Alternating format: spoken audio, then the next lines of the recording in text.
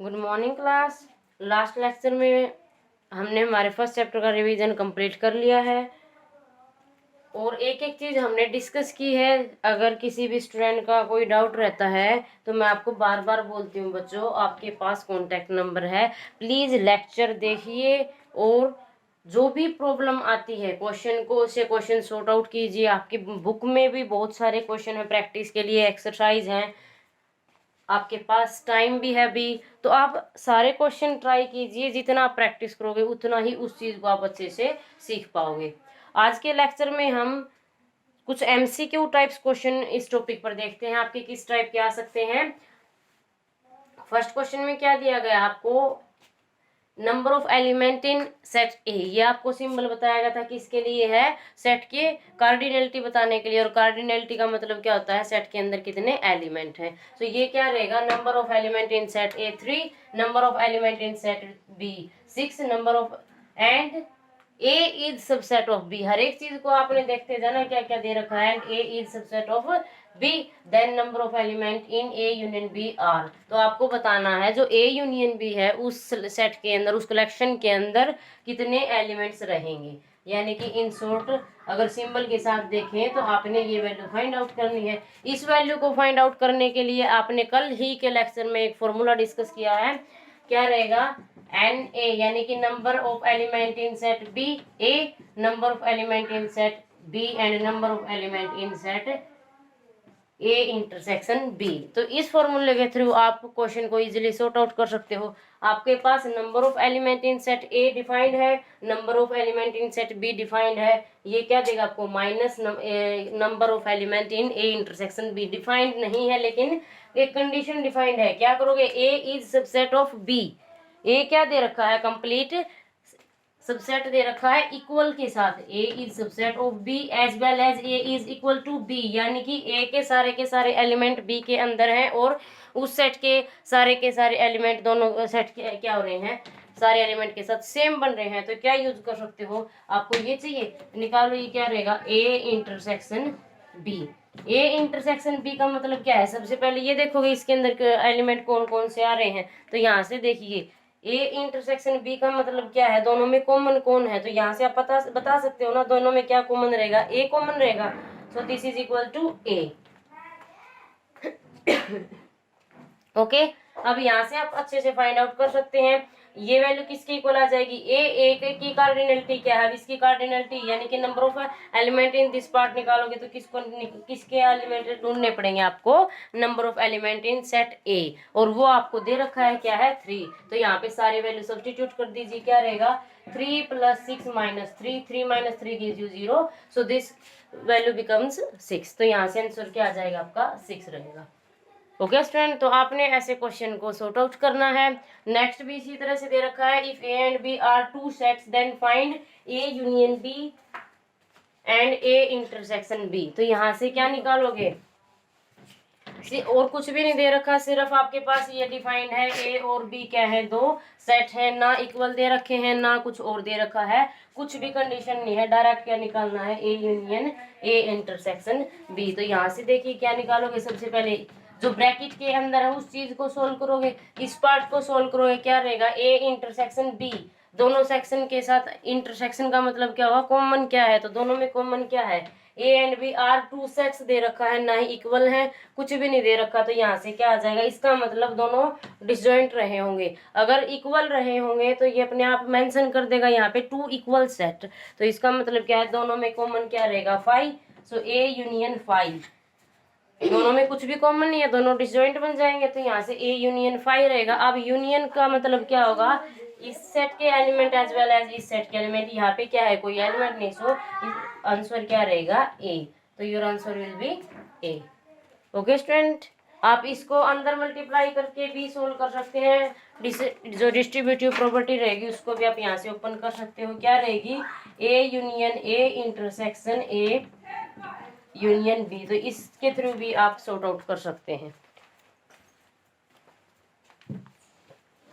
Next देखिए, ए set दे रखा है 1 2 3 4 5 एलिमेंट को कंटेन करता हुआ, बी सेट दे रखा है, सी सेट दे रखा है। आपको क्या फाइंड आउट करना है? A union B intersection C. Similarly find out कर सकते हो। सबसे पहले क्या फाइंड आउट करोगे? A union B. A union B का मतलब क्या रहेगा? सारे एलिमेंट ए के कलेक्ट करोगे, सारे एलिमेंट बी के कलेक्ट करोगे, क्या आ जाएगा? ए यूनियन बी किसके इक्वल रहेगा? 1 2 3 4 5 एंड 6। 2 4 इसके अंदर है, 2 4 इसके अंदर भी है।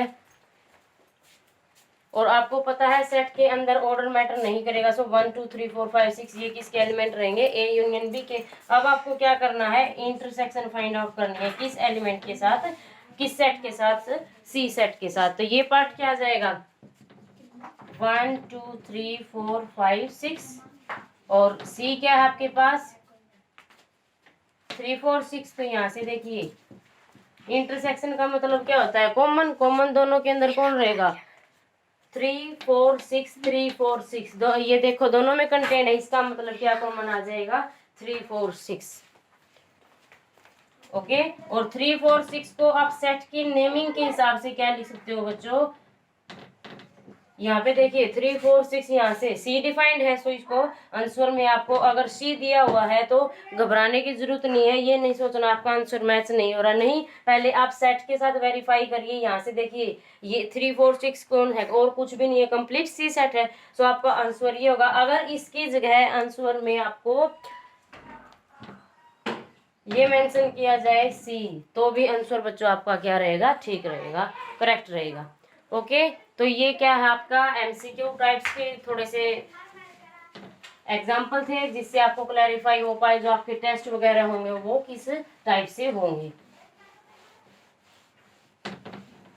Now we will start our next chapter, second chapter, relation and function. Relation and function के अंदर सबसे पहले क्या है आपका? Ordered pair.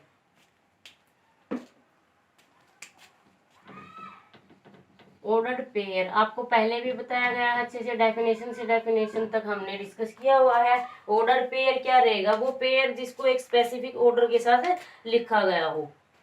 और पेयर किसका लोगे आप? सेट के ऊपर ही इस चीज को हम डिफाइंड करेंगे। हमने फर्स्ट चैप्टर के अंदर सेट देखा हुआ है, हम सेट के साथ ही ये चीज इंक्लूड कर रहे हैं। तो सबसे पहले जो आप ऑर्डर निकाल रहे हो वो किसका निकाल रहे हो? पेयर जो ढूंढ रहे हैं हम किसके ढूंढ रहे हैं? सेट के ही ढूंढ रहे हैं। तो सेट के अंदर क्या होते हैं? आपके ऑब्जेक्ट रहेंगे, एलिमेंट रहेंगे। So a specific order of set और ऑब्जेक्ट क्या रहेगा? ऑर्डर पेयर, यानी कि जिसके अंदर ऑर्डर स्पेशल मेंशन किया गया हो। इसके लिए इसको आप कैसे राइट कर सकते हो? A B. और ए और बी का मतलब क्या रहेगा? जो फर्स्ट एलिमेंट है आपका वो फर्स्ट सेट से बिलोंग करेगा, और जो सेकंड एलिमेंट है आपका वो सेकंड सेट से ही बिलोंग करेगा।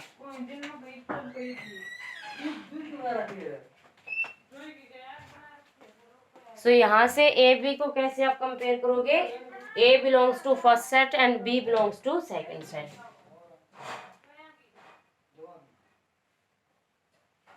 अब इसके अंदर एक प्रॉपर्टी रहेगी, टू ऑर्डर्ड पेयर के जो आप पेयर लेके चल रहे हो वो कब इक्वल होंगे? जब उनके corresponding elements, let us suppose we have A B and pair and C D another pair. और ये दोनों पेयर इक्वल कब होंगे? जब इनके कोरेस्पॉन्डिंग एलिमेंट सेम रहेंगे, यानी कि एक जो एलिमेंट है वो सेकंड सेट के फर्स्ट एलिमेंट के ही इक्वल होना चाहिए। इफ एंड ओनली इफ की कंडीशन रहेगी A is equal to C and B is equal to D. ये दोनों चीज होल्ड करेंगी तभी आप कह सकते हो दो जो आपके पेयर ऑर्डर पेयर हैं वो क्या रहेंगे? इक्वल रहेंगे। इक्वल होने के लिए क्या होना पड़ेगा? कोरेस्पोंडेंस जो उनके एलिमेंट है, फर्स्ट सेट का एलिमेंट फर्स्ट सेट के इक्वल ही रहेगा, सेकंड एलिमेंट का एलिमेंट सेकंड एलिमेंट के सेकंड सेट के एलिमेंट के ही इक्वल रहेगा। ओके।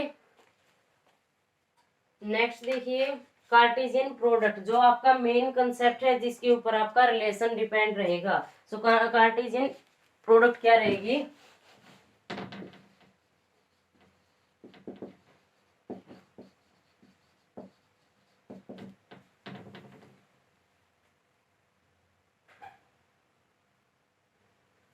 अभी अभी हमने ऑर्डर पेयर पढ़ा है और आपको पता है ऑर्डर पेयर अलग अलग सेट के लिए अलग अलग मिल जाएंगे। जब हम उन सारे के सारे ऑर्डर पेयर को कलेक्ट करते हैं, उनका एक सेट बनाते हैं, वो क्या बन जाएगी आपकी कार्टेशियन प्रोडक्ट बनेगी। और आप इसको कैसे लिख सकते हो, A cross B. A is your first set, B is your second set. Let us suppose we have two non-empty set A and B. Both are non empty. Non empty का मतलब रहेगा इनके पास कुछ ना कुछ एलिमेंट है, empty नहीं है। सो ए क्रॉस बी क्या हो जाएगी आपकी कार्टेशियन प्रोडक्ट रहेगी। तो यहाँ से आप डिफाइन कर सकते हो।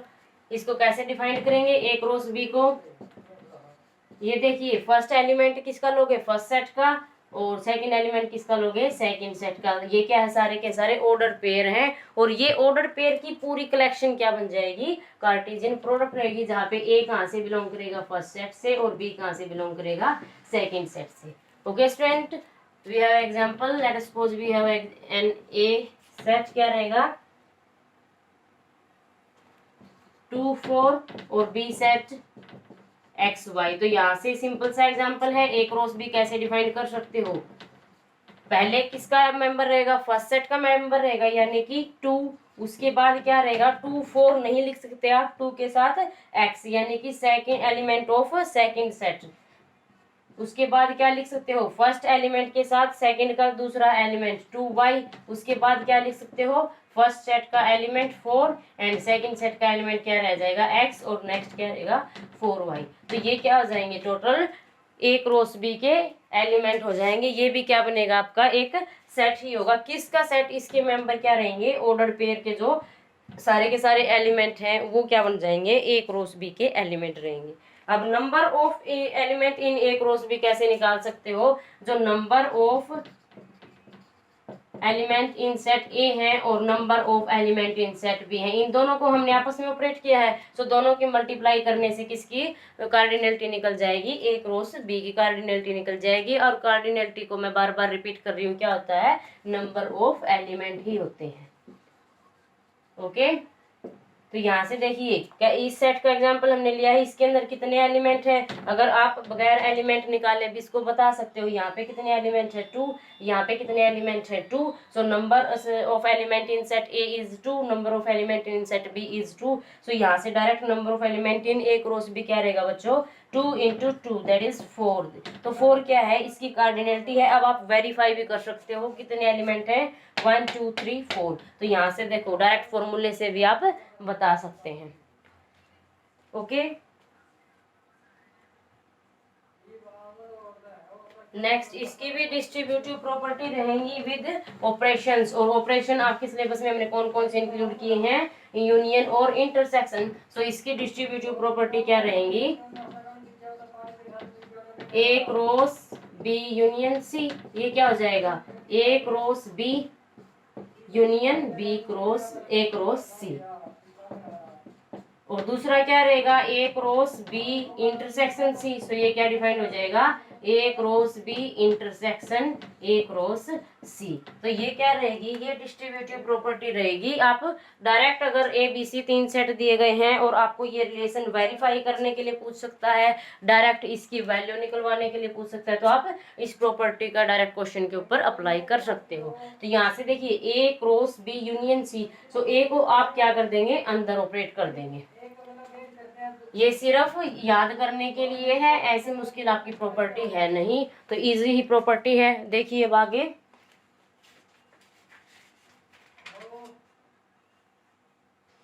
हम इसके बेस पे क्वेश्चन करते हैं, क्या रहेंगे। आपको क्या दे रखा है, x/3 + 1 y - 2/3 = 5/3 1/3। Find value of x and y। If and only if की कंडीशन थी। इफ एंड ओनली इफ की कंडीशन क्या मतलब क्या होता है, अगर ऑर्डर पेयर इक्वल है तो उनके कोरेस्पोंडेंस जो एलिमेंट रहे होंगे वो भी इक्वल रहेंगे। तो यहाँ से देखिए दोनों इक्वल दे रखे हैं ना, तो इसका मतलब क्या है, x/3 + 1 किसके इक्वल होगा, 5/3 के, और y - 2/3 किसके इक्वल रहेगा, 1/3 के। यहाँ से x और y सिंपल सी इक्वेशन है, आप कैलकुलेट करके निकाल सकते हो। नेक्स्ट दे रखा है आपको छोटा सा एग्जांपल है, a = 1 - 1। क्या पूछ लिया, ए क्रॉस ए क्रॉस ए। तो ये क्या होगा, ये क्या है, कार्टेशियन प्रोडक्ट विद सेट ए की खुद के साथ क्या है, कार्टेशियन प्रोडक्ट है। सो इजिली आप फाइंड आउट कर सकते हो क्या रहेंगे, पहले सेट में से क्या रहेगा, इसका मतलब क्या है 1 minus 1 cross 1 minus 1 cross 1 minus 1। और आपको पता है इसके अंदर एलिमेंट कितने आएंगे, जितनी कार्डिनलिटी, जितने नंबर ऑफ एलिमेंट इन ए है उसको क्या करोगे, बार बार ऑपरेट करते जाओगे। यहाँ पे कितने हैं 2, सो यहाँ पे कितने रहेंगे 2 इंटू 2 इंटू 2, इसके अंदर कितने एलिमेंट रहेंगे, टोटल 8 एलिमेंट रहेंगे। तो सबसे पहले क्या करोगे, 1 को ऑपरेट करोगे इन दोनों के एलिमेंट के साथ, 1 1 इस क्या करोगे, 1 को ऑपरेट करोगे -1 1 1 -1 -1। ओके, तो ये सारे के सारे क्या आ जाएंगे, -1 -1 -1, उसके बाद क्या रहेगा -1 1, उसके बाद आपका क्या रहेगा -1 -1। ये कितने रह गए आपके पास, 3 + 3 6 आ गए, इसका मतलब 2 और आपके आएंगे। तो यहाँ से आप बना सकते हो क्या रहेगा, -1 -1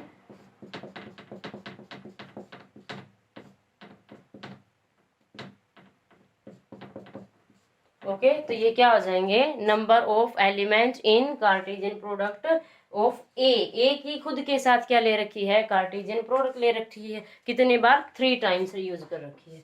ओके, तो ये बिल्कुल इजी इसके अंदर क्वेश्चन है।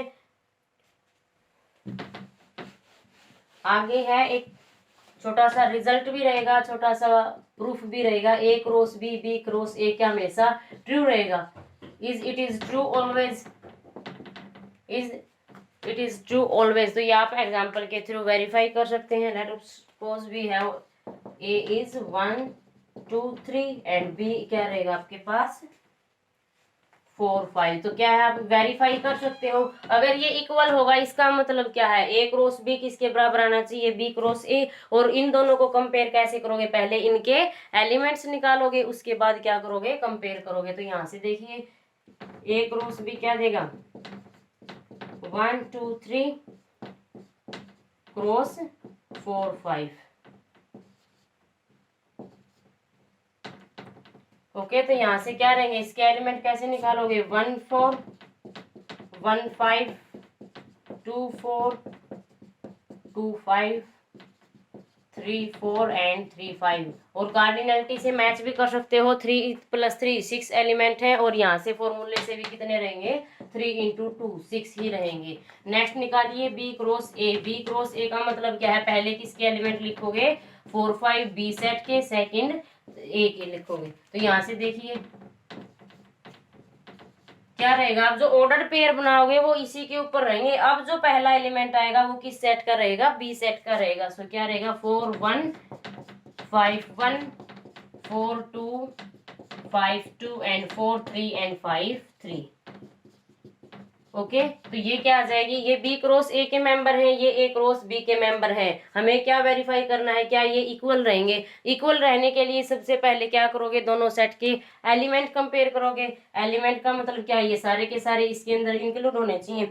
इसके पास भी सॉरी इसके पास भी 6 एलिमेंट है, इसके पास भी 6 एलिमेंट है। कार्डिनलिटी यानी कि नंबर ऑफ एलिमेंट दोनों में सेम है, लेकिन हम एलिमेंट एज इज है या नहीं वो मैच करेंगे। तो देखिए ये क्या है, ऑर्डर पेयर, ये इसका ऑर्डर पेयर है 1 4 इसके बराबर होना चाहिए 4 1 के। लेकिन ये क्या है, ऑर्डर पेयर कब इक्वल होंगे, सबसे पहला रिजल्ट हमने यही किया था। ऑर्डर पेयर आपके कब इक्वल होंगे, जब उनके कोरेस्पोंडेंस जो एलिमेंट है वो इक्वल रहेंगे। कोरेस्पोंडेंस एलिमेंट का मतलब क्या है, 1 को किसके बराबर होना पड़ेगा, 4 के बराबर होना पड़ेगा।